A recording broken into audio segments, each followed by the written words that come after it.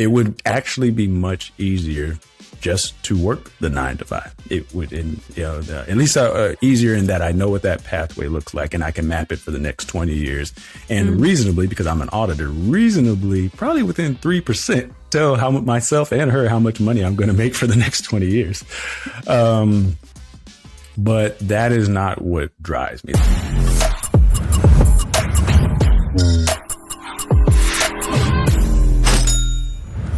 Hey guys, welcome back to the Purpose of Money podcast. I'm super excited because today we're going to talk to Marcus Garrett about how to get out of debt and create tons of side hustle income. Marcus Garrett is from the streets of great state of Texas, and he obtained a Bachelor's of Arts in Business and Administration and has work experience as a certified internal auditor, financial and data analyst. He is also a millennial who's gotten himself out of debt. He had $30,000 in debt and he got out of it in just a few months, 36 months or so. Yes. And he managed to build affiliate income through email marketing and in 1 year amassed $250,000. So we're going to get into how did he do all of this so that you can use these gems to get out of debt and create your side hustle income too. Hey, Marcus, welcome to the Purpose of Money. How are you doing? I'm doing well. Thank you for having me.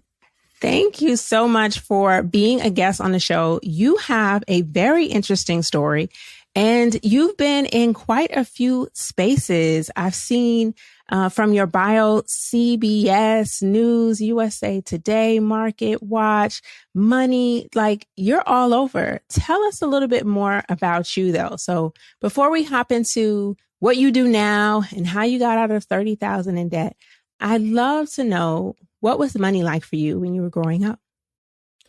It's been a fascinating journey. I'll start with a recent example. Some people are on my community newsletter. I've reached that point in influencer threshold where your profile starts getting copied. And so I had to, Facebook pays me. I've been an influencer there for like 2 years. I got my bank account, my state ID. I think they even had my passport. And I had to prove that I was myself. And it's a very humbling journey because I'm going out here, like you said, looking for those articles. And some of them were a little bit old. I was like, man, am I worthy enough to be called an influencer in 2023? And I've passed up all these opportunities to write. I know we're going to talk a little bit about freelance writing.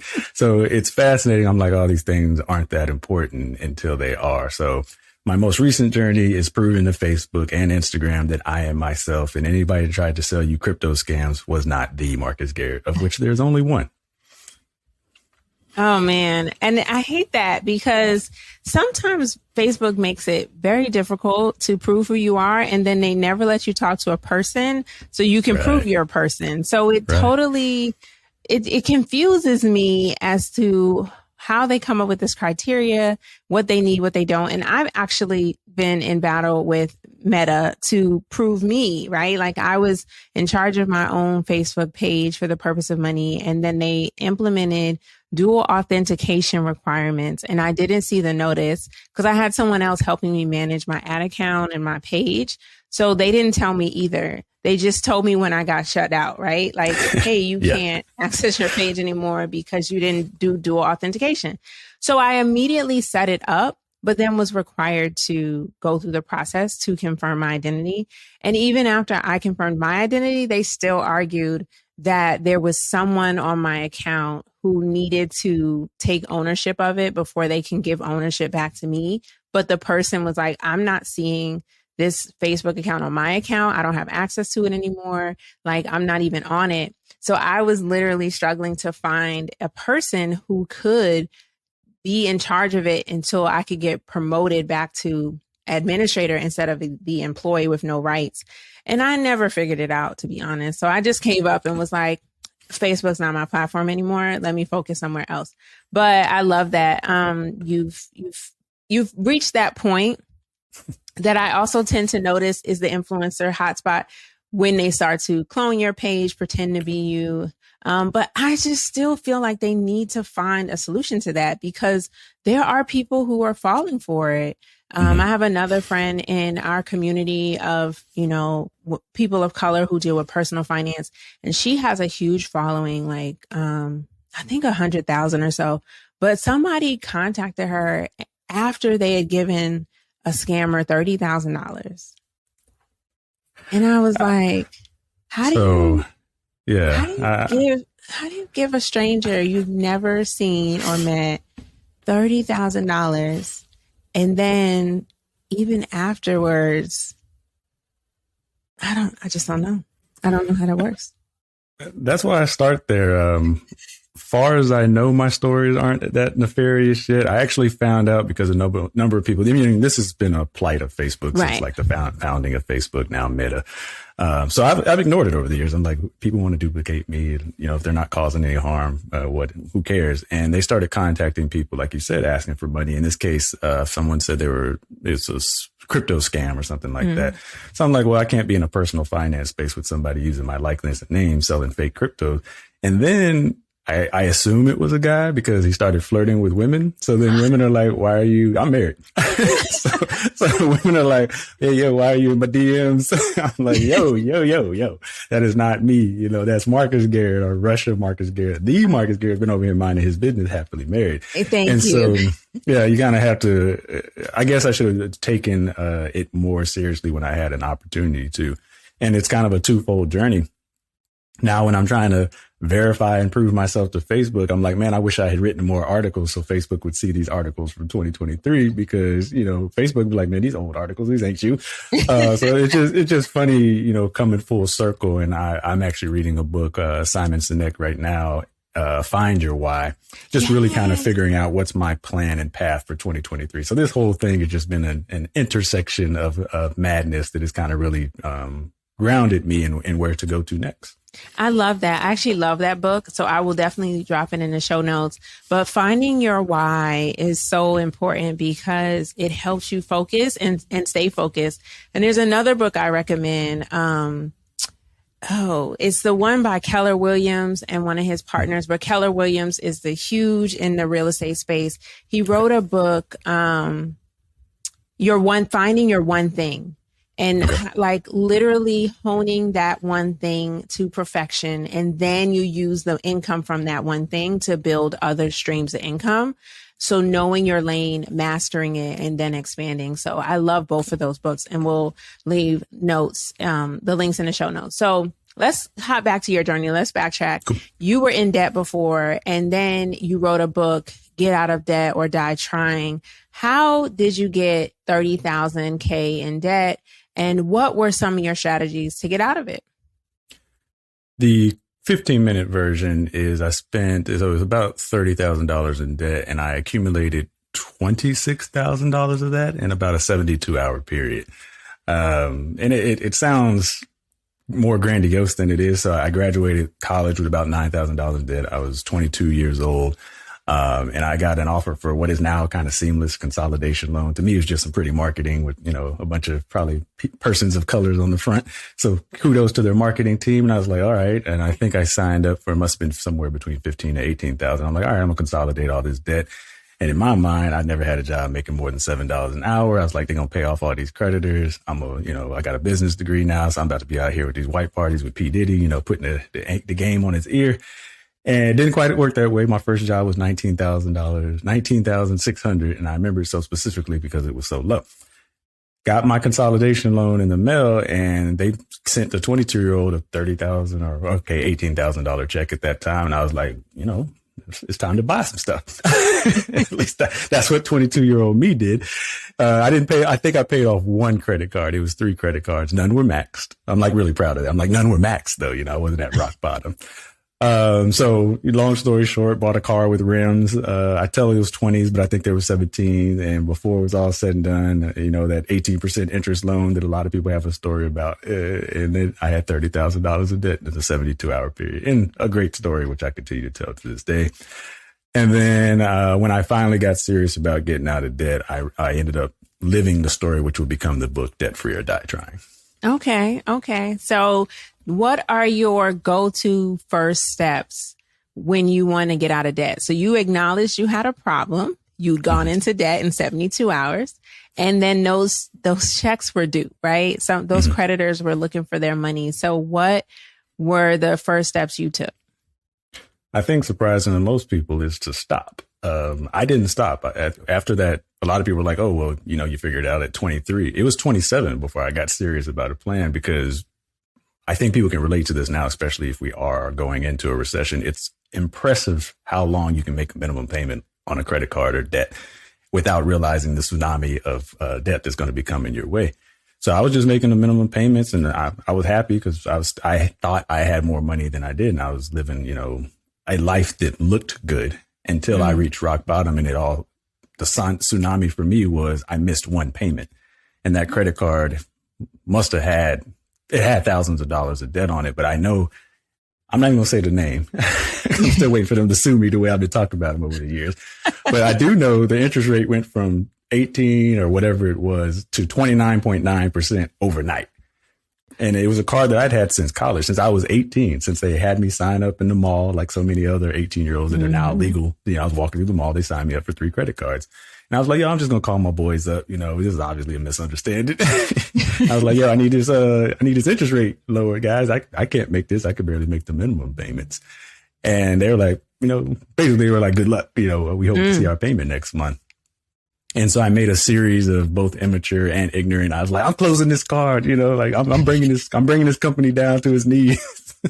So I closed the card, messed up my credit score, but I called that night rock bottom. That was the night I was like, I'll never be in this position again. So in my book, I go over 4, but to be quick, I'll go over 2. So what I did at that time is just put a plan together. And I feel that most people have never done this. They've never sat down and run all the numbers. I remember I was on that phone call, and he's like, what's your credit score? I think the only ththing I knew was my home address. He was like, what's your credit score? How much income do you have? What is your debt to ratio? And I couldn't answer none of these questions. It was embarrassing, and, I'm already ticked off. I'm already in a bad situation. And I'm sure he's just going through his, industry, script or whatever. But like, it really just ticked me off. That was like one of the worst experiences of my life. Every time I tell this story, I just, I feel my temperature rise, and I can just feel myself getting hot all over again. So number one, I put a plan together that night. And to give y'all some concept, I went to Yahoo. I don't even think Google existed. So like, I've had some time to make mistakes, trials and tribulations, and get this right. Step 4, obviously skipping 2 and 3, is once you've gotten a little bit more advanced, what I recommend people do today, and they're pretty ubiquitous now, you can find them everywhere, is to get a debt to income calculator or a pay down calculator. Bankrate has some great tools. Bankrate is actually the same one I used, and I guess that was 2009. I actually don't even remember when that was. I was 27. And so to really put together a plan and know how much money you should be paying each month to get out of debt, you need a debt calculator. And now I just tell people to jump to that step, because it's the step people fear the most. And yet it is the most important, to know what you really owe and how much you're really going to have to pay every month to get out of debt. That's really good. And I do have a go-to debt payoff calculator that I will put a link to in the show notes. But I agree with you, because that gives you full visibility on how long you're going to pay that debt. And it also shows you the interest you're going to end up paying. And so if that number scares you, you can increase your payments so you pay it off faster, or you can figure out what should be the best attack plan, like attacking your higher interest at first and maybe doing the avalanche or snowball methods to get out of debt as a whole. But I agree with you. A plan is essential, because without a plan, you're planning to fail and you are not clear on what's happening. And so at least a plan gives you something to follow and some understanding. So I think that's really good. And I agree, when you're creating that plan, once you're like, I want to get out of debt, definitely stop accumulating it if possible. And then prioritize your payments based on your plan, right? So knowing visibly the debt is going to cost you this much in interest, and I'm going to have to make these monthly payments. And realistically, can you do that? So, what were some of the things you did to accelerate your debt being paid off so quickly? I know that you are a writer as well, but was freelance writing literally done because you were looking to pay off debt, or is that a skill you discovered later? So the 4 steps from the book, the debt is actually an acronym now. I've released a second version in 2020. The original was 2016. So D is define the plan. E is establish the plan. B is build a budget, like you said, because a lot of people have a plan to fail because they have no plan in action. And then T is to trust the process, because now you've got a plan around how long it's going to take for you to get out of that debt.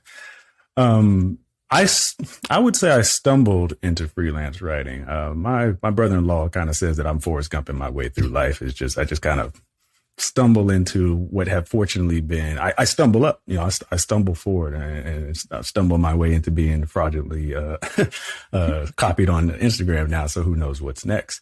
And so I don't think freelance writing was a means. I did eventually get paid by it, but I got into freelance writing by blogging, at that time, everyone my age, it felt like it just talking about like what was going on in my life. It was the start of the influencer generation had I known it.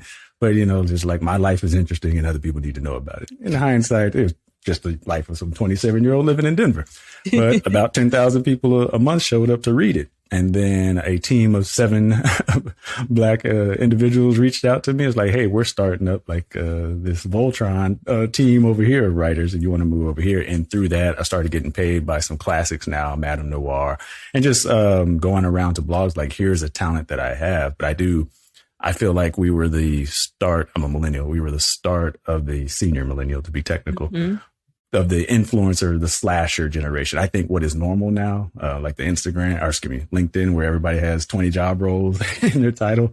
I think we were the beginning of that and we didn't realize it. So I just did it as a means of something I enjoyed, which I happened to derive passive income from.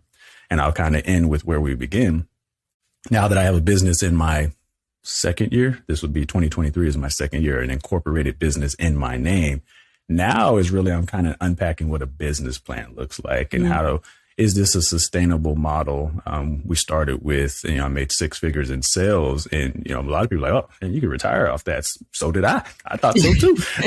No, you cannot. Until taxes. Yeah, exactly.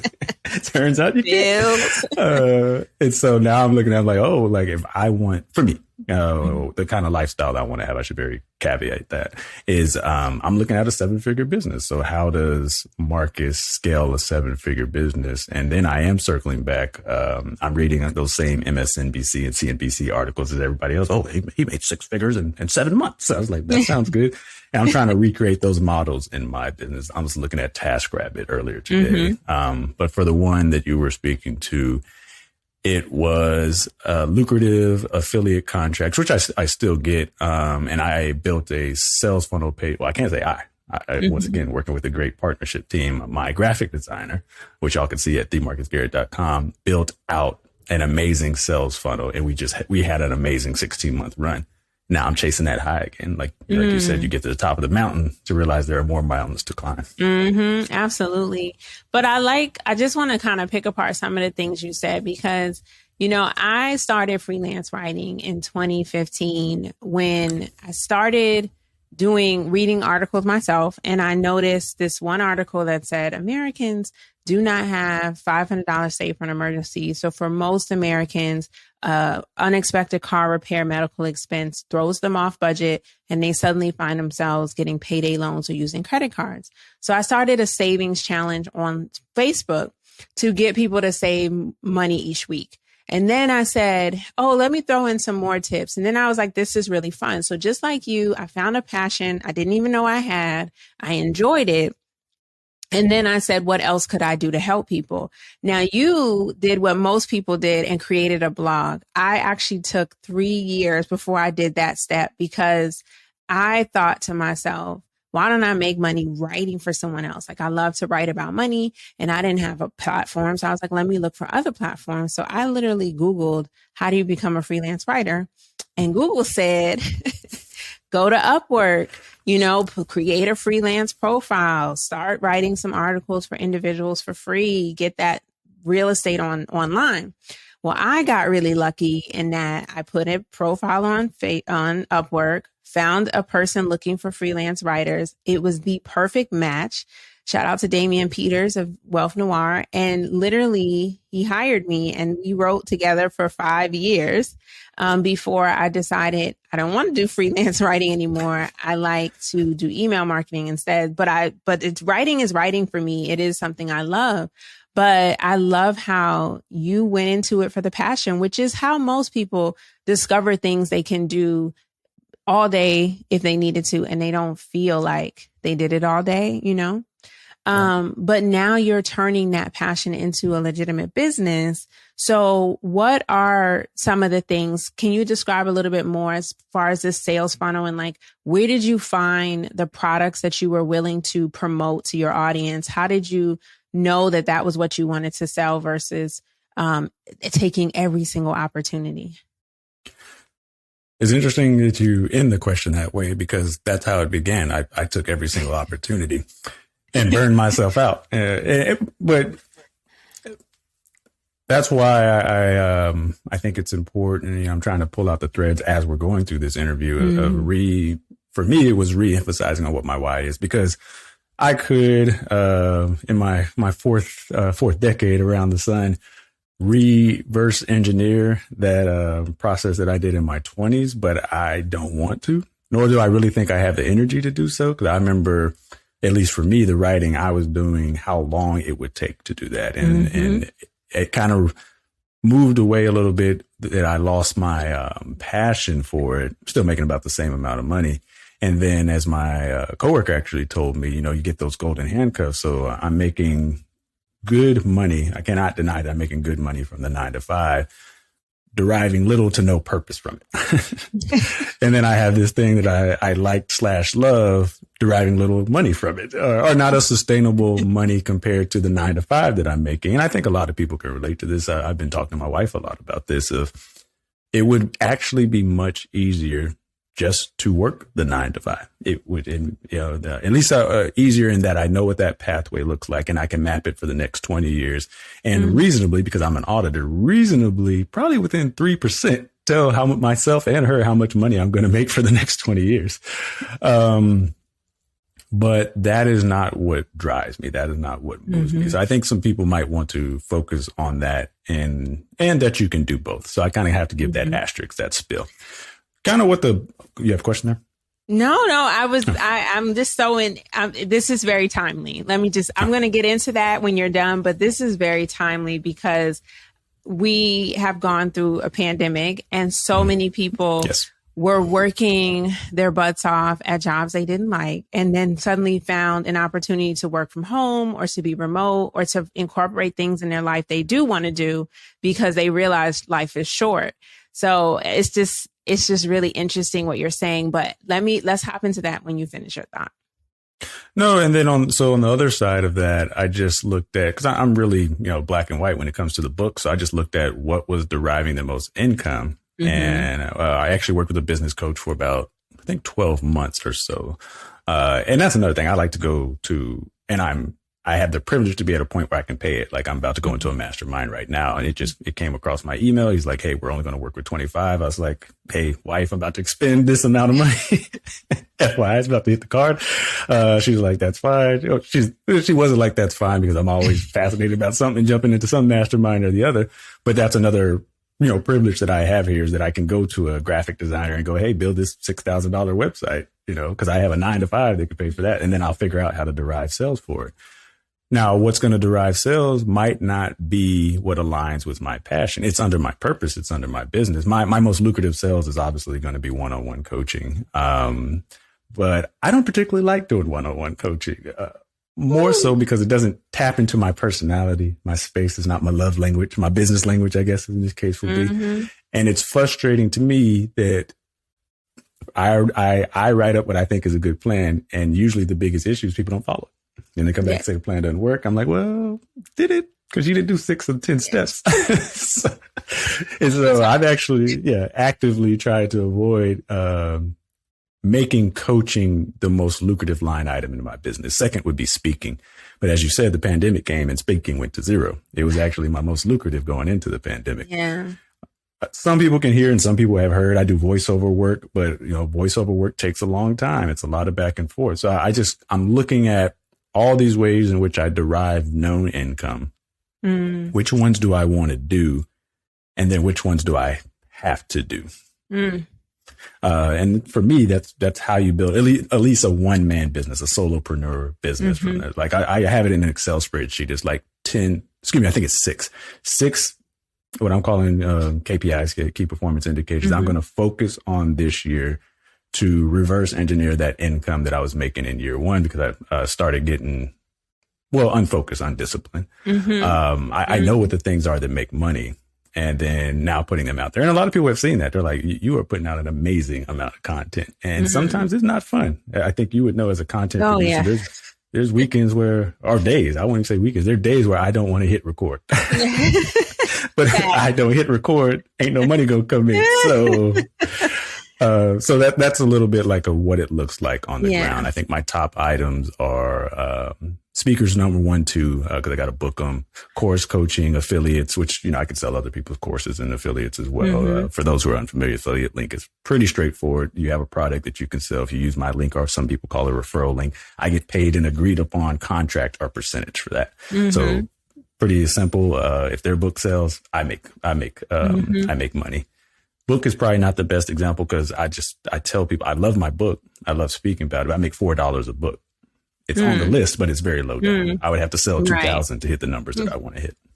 And that might happen, but your book is a lead generator in itself, right? Because now someone says, oh, he's been on these networks. He also has a book. Let's book him to speak at our conference. And maybe we give everyone a copy of the book while he's here, right? So we both have attended a financial conference for money nerds where they do that all the time. The headliner speaker is also giving you a copy of their book, or AKA the conference paid for through our fees, the book, right? And that may be a part of the agreement. So I totally get it.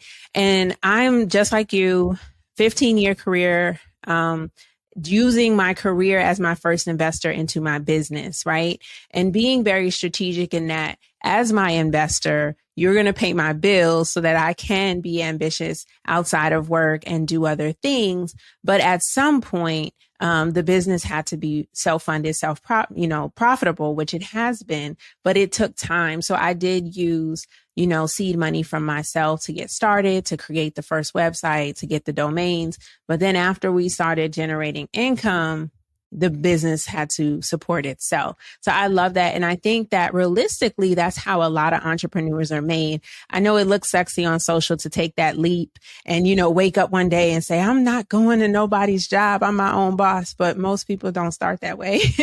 And if they do, it's very few, right, who are able to really do that without some type of system, right? In your case, you do have a spouse. I'm assuming you have a roof over your head and, like the ability to lean on each other. Others may be single and trying to figure out life, entrepreneurship and business, but they may have the advantage of living at home. I've had a lot of guests on my podcast who stayed home with their parents longer than most would have liked, but that's how they cut out a major expense in their lifestyle, which is living, right? Your housing. So there's different ways to do it. But I think those are really good tips that you gave as far as realistically looking at what skills you have and how can they be monetized, and then creating a plan to target those. And yes, I do send emails to my audience, but I do promote courses for the things I don't teach. And I feel you on the coaching. Like, it takes a lot of energy and strength to do coaching. And most of it is because people will do half of what you say and then expect 100% of your results. And you're like, how does that math work? That's not how that works, sis. It's difficult for the auditor. So, my wife knows, she's like, just coach. Yeah, I'm like, it's a lot. It's a lot.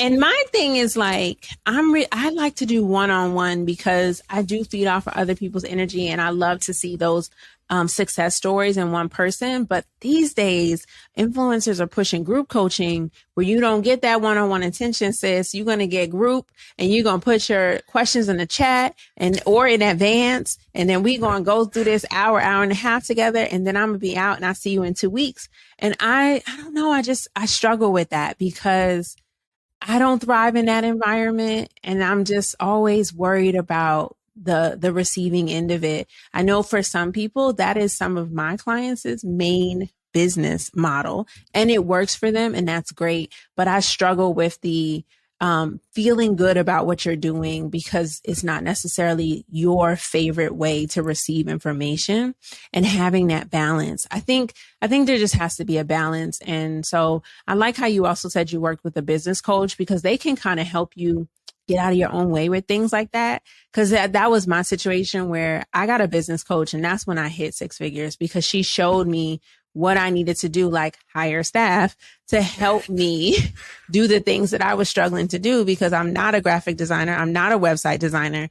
And I was trying to build my own WordPress site. And she was like, why you just don't contract that out? Like, what are you doing? You know, you spent 20 hours and you could have paid someone to do it in 4, you know, or it's time for you to get a virtual assistant, you know? And I was like, I don't know if I have enough money to pay a virtual assistant. And she was like, you hire a virtual assistant who can take admin tasks off your hands and you will make more money. Trust me, because you'll be available to do the things you love and that make you money, right? Instead of sitting here going back and forth on email. So I think that's important. And I think even as a solo entrepreneur, you still have to think like that, right? Like maybe you do part-time virtual help, right? Not necessarily a full-time employee, and use that to your advantage. Would you agree? Yeah. It's not ingenious, but I actually heard it a few years ago, and it's, you know, you hear something and you might not be mature enough to run with the advice, but someone said, just make it easy for people to pay you. And I was overcomplicating building websites, and do I use Stripe or PayPal? Just, you know, stupid questions that really just procrastination, to allow me to procrastinate. But then I just built out a landing page. I use BookMe, but the software you should be agnostic to. And it's like, here's the services I offer, and here's the price points I offer those services. No discounts, no coupon. I'm past discounts and coupon stage. And that's cool. If I'm not the one for you, there's 15 years of free stuff out here with my name by it that Facebook doesn't believe is me, but I assure you it was written by Marcus Garrett. And, you know, that's also an avenue that you can take. Podcasts is free as well. But if you want to work with me, as you said, individually, or I do group coaching as well, these are the services here where they could find them. And here's a very simple, easy way to pay me. And then I do a lot of the behind the scenes now, because I think that intimidates people too. It's like, you go here, click this, buy this, and I'll send everything to you, enroll you to all the classes. I do agree people should just show up and be successful. Yes. I love that. So the name of the podcast is called The Purpose of Money. So I do ask all of my guests this question. What is your purpose for money? I'm glad you asked, because I can tie it to my why statement, my current why statement. I won't curse on this show. Okay, thank you.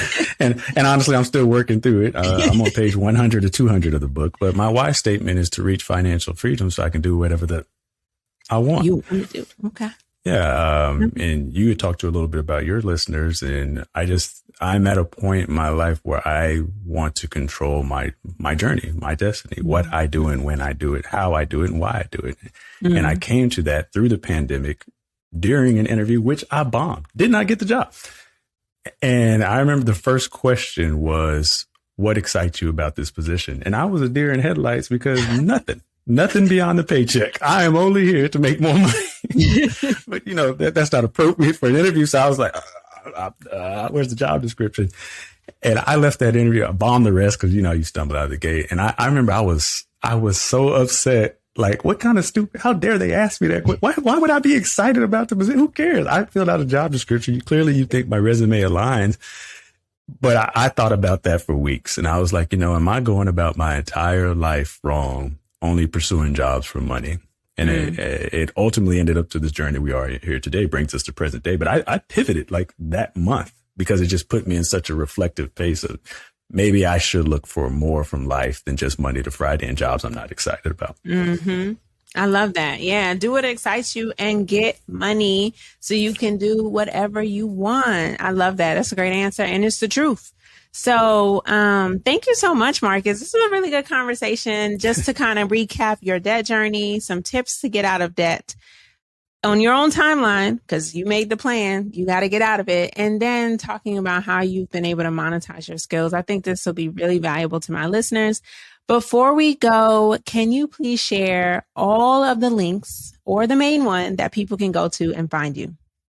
I send people to one place. I don't want to be a hypocrite from earlier, so they can find everything from coaching to the podcast. The podcast is The Marcus Garrett Show, where you learn more, earn more, and save more at themarcusgarrett.com. If you happen to be listening on a podcast platform right now, just look me up at The Marcus Garrett Show. I love it. If you like this show, guys, don't forget to like it, review it 5 stars if you can, and share it with those who need to hear it. Until next time, keep building generational wealth.